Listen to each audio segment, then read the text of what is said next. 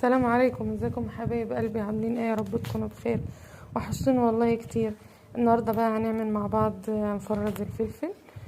طبعا يومين بالكتير 3 ايام بتاكلي منه. هنا انا مقمعاه وبشق القرن من مكان ما انا مقمعاه زي ما انتم شايفين كده.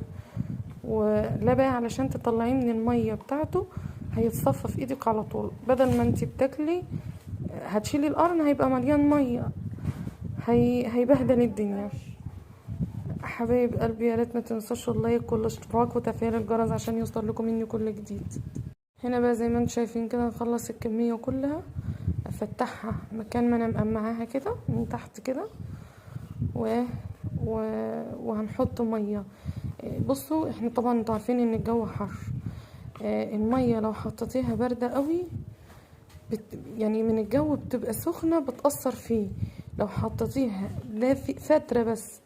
هنا حطيت فيها معلقه سكر، ادي اول حاجه. وهحط فيها معلقه توم مهروس، بس الفلفل ده كان على شطه حمراء. وهحط هنا معلقتين من الملح. انا لسه هبقى اجيب ملح تاني على فكره عشان الكميه اللي انا حطاها دي مش هتقضي. وهنا بقى حطيت الليمونتين هنعصرهم. ماشي، يبقى انتوا كده زي ما انتوا واخدين بالكم. هحط 4 حاجات: سكر وملح.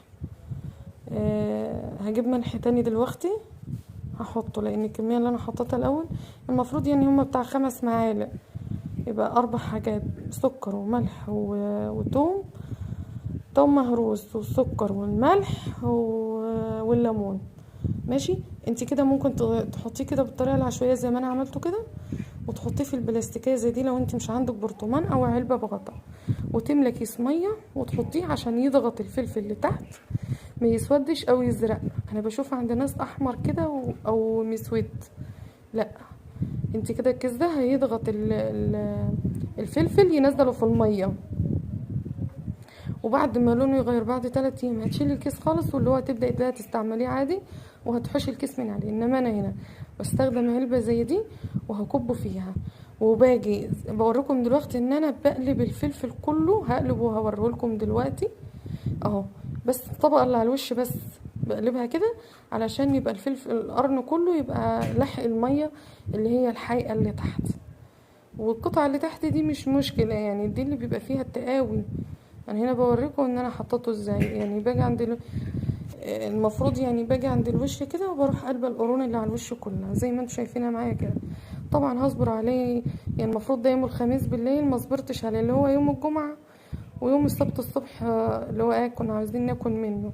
بس عايزه اقول لكم والله كان حايق، بس هو لونه كان لسه ما يعني ما اصفرش كويس يعني زي ما احنا بنعمله.